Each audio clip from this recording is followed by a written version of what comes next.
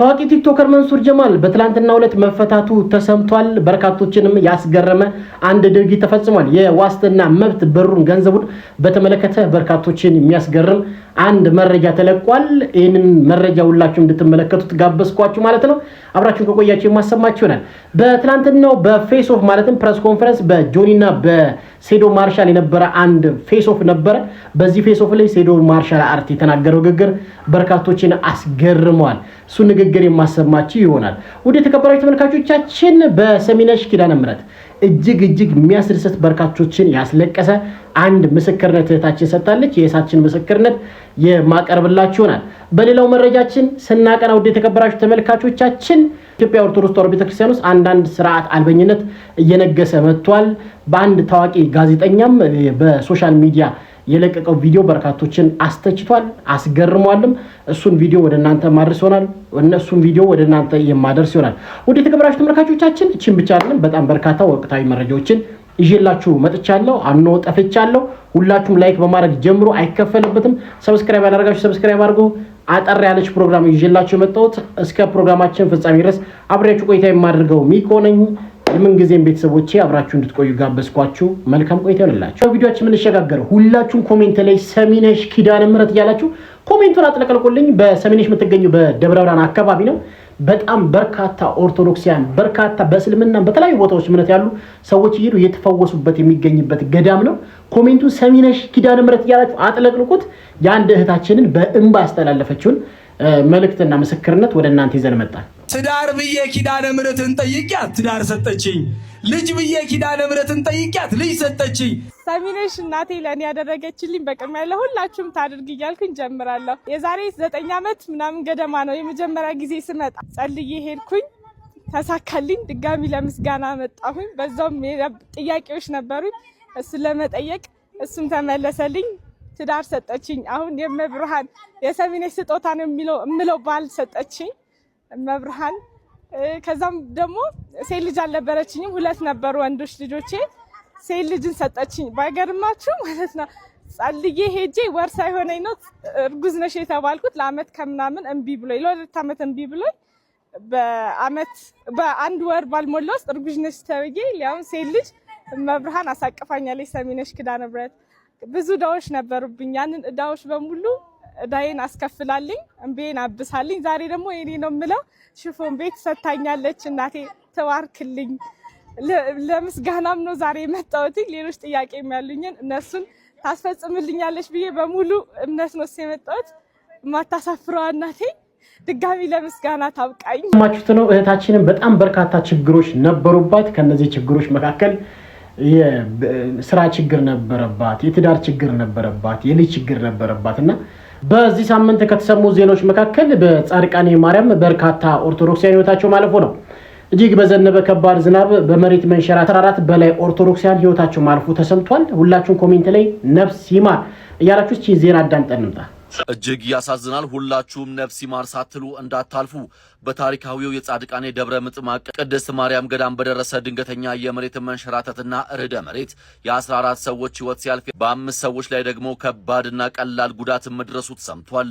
አደጋው የተከሰተው ከክረምት ወቅታዊ ሁኔታ ጋር ተያይዞ በጣለው ከፍተኛ ዝናብ ምክንያት ሲሆን በወቅቱ ለጸበል ለሱባኤና ለንግስ ከአራቱም አቅጣጫ በገዳሙ ተገኝተው በነበሩ ምዕመናን ላይ ጉዳት መድረሱ ታውቋል። የሰሜን ሸዋ ሀገረ ስብከት ሊቀ ጳጳስ ብፁዕ አቡነ ቀሌምጦስ በአደጋው ስፍራ በአካል በመገኘት በተፈጠረው አደጋ ህይወታቸው ላለፉ ምዕመናን ጸሎተ ፍትሐት ያደረሱ ሲሆን ለተጎዱትና ለተጨነቁት ምዕመናን እንዲሁ አባታዊ ቃለ በረከትና የማጽናኛ ትምህርተ ወንጌልም ሰጥተዋል። በሕክምና ላይ ለሚገኙ ተጎጂዎች አልጋቸውን አንስቶ ፈጣን የህሊናና የስጋ ፈውስ እንዲልክላቸው እንመኛለን። እንዲሁም ለሟች ቤተሰቦች እንግዲህ እንደዚህ ነገር ያጋጥማል። በጻድቃኔ ማርያም በርካታ ኦርቶዶክሳውያን ህይወታቸው ማለፉ ተሰምቷል። ሁላችሁም ነፍስ ይማር በሉ። ያሳዝናል።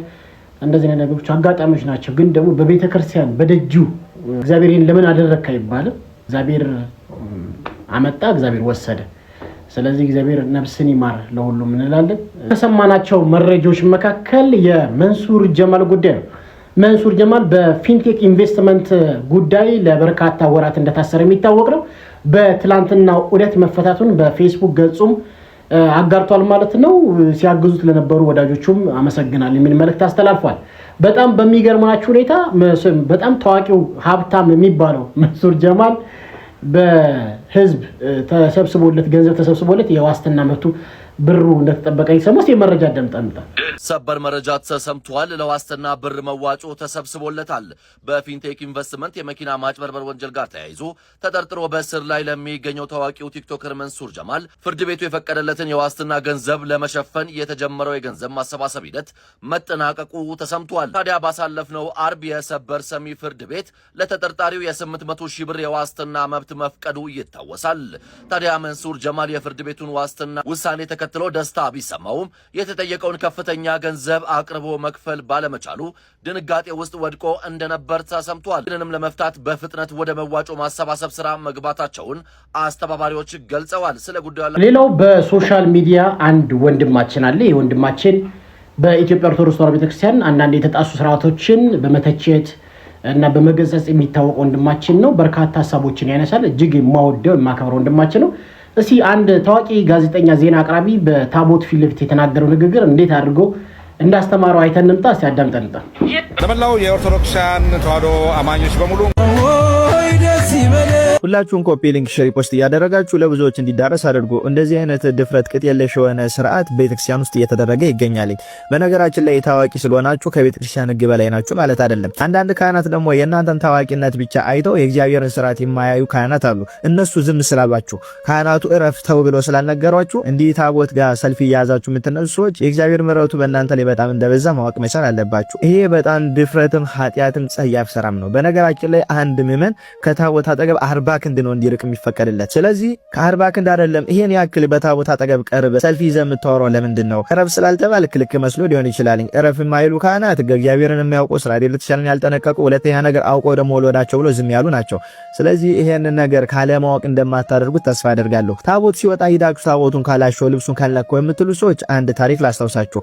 በልበ አምላክ ቅዱስ ዳዊት ዘመን ታቦተ ጽዮን ከተማረከችበት ቦታ ተመልሳ በመመጣበት አጋጣሚ ላይ ይሄ ነገር ተፈጸመ። ያቺን የተከበረችውን ታቦተ ጽዮን በጣዖት ቤት አኖሯትኝ ጣዖታቸውን እየሰባበረች ስታስቸገራቸው ለብዙ ዘመን እንዲያደረገች በመክሰፍት እነሱን መስታጠፋቸው ታቦቱን የማረኩ የዛን ጊዜ የነበሩ ጠላቶች እቺን ታቦት ወደ ነበረችበት ቦታ እንመልስ አሉና ታቦቱን በአሚናዳብ ሰረገላ አድርገው አክብረዋት ሸልመዋትኝ ወደ ቅዱስ ዳዊት ወደ ጽዮን ከተማ ላኳትኝ። በዛንም ጊዜ ቅዱስ ዳዊት የታቦተ ጽዮንን መምጣት አይቶ ክብሩን ትቶ በታቦተ ጽዮን ፊት ዘመረ፣ ሐሴት አደረገ። በዚያንም ጊዜ ህዝቡ ብዙ ስለነበረ ታቦተ ጽዮን የነበረችበት ሰረገላ ውስጥ ይዟት የነበረው ተጭኖባት የነበረው በሬ ደነበረ። በዛንም ሰዓት ብዙ ሰው ሮጠ። ያ በሬም ደግሞ ብዙ ሰዎች ለመውጋት አሯሯጠ። በዛን ሰዓት ያች ታቦተ ጽዮን ልትወርቅ አለችና ዘንበል አለች። ልትወርቅ ዘንበል ባለችበት ጊዜ ኦዛ የሚባል አንድ ሰው ያች ታቦተ ጽዮን እንዳትወርቅ በደግነት አስቦ ያለ ክፋት ደገፍ አደረጋት በእጁ። በዚያንም ሰዓት በቅጽበት ተቀስፎ እዛው ላይ ሞተ፣ ህይወቱ አበቃ። በዚህም ጊዜ ታቦተ ጽዮን ወደ ቦታዋም ተመለሰች፣ ህዝቡም ተረጋጋ። ኦዛ ግን ተቀጸፈ። እዚህ ጋር ኦዛ ይሄንን ያደረገው ለበጎ አስቦ ታቦተ ጽዮን እንዳትወርቅ ብሎ ነው። ይሄን ነገር የማድረግ ስልጣን ግን አልነበረው። በቤተ ክርስቲያን ውስጥ ስልጣን ሳይኖራችሁ ያለ ስርዓት ስራ የምትሰሩ ሰዎች መጨረሻችሁ ለበጎነት ብትሰሩትም ጥፋት ነው የሚሆነው። ምክንያቱም ያለ ስልጣናችሁ ያለ ስርዓት ቤተ ክርስቲያን ውስጥ ስራ መስራት ያስከስፋል እንጂ በረከትን አያሰጥም። እናንተ አሁን በጎ መስሏችኋል፣ እያስተዋወቃችሁ ነው። እዚህ ቦታ ላይ ታቦት ወጣ፣ እዚህ ቦታ ላይ ይሄ ባል እየተከበረ ነው እያላችሁ በዛ አስታካችሁ በጎ ስራ እኮ ነው የምሰራው ብላችሁ በዚህ ልክ ታቦትን ተደፋፍራችሁ የምትጠጉ ክርስቲያኖች ማረፍ መቻል አለባችሁ። ፍጻሜያችሁ እንደ ኦዛ ነው የሚሆነው። ይሄን ነገር ለበጎ ነው ማድረግ ብትሉትም በጎ ነገር የሚደረገው ቤተክርስቲያን ውስጥ በስርዓት ነው። ስለዚህ ስርዓት ይዛችሁ በተገቢው መንገድ ርቃችሁ 40 ክንድ ሆናችሁ ታቦቱን አገልገል ትችላላችሁ። ከዛ ማችን እጅግ በጥሩ ሁኔታ ነው የመከረው። ታዋቂ አርቲስት ስለሆንክ መተቸት አልተችም ማለት አይደለም። ከዚህ በኋላ በታቦት ላይ እንደዚህ ነገር አትዳፈር። ለመልካም ቢሆን የሚያሰብከው ግን ለክፋት እንዳይቀየርብህም እንዳትቀጸፍም ከዚህ ታቦት 40 ክንድ መራቅ አለብህ ብሎ ነው ወንድማችን የመከረው። ለነበረን ጊዜ እጅግ አድርገን እናመሰግናለን። የዛሬው ፕሮግራማችን እጅግ አጭር ነች። ወደ ቀጣይ ፕሮግራም እስክንገናኝ ቸር ሰንብቱ። መልካም ቆይታ ይሁንላችሁ።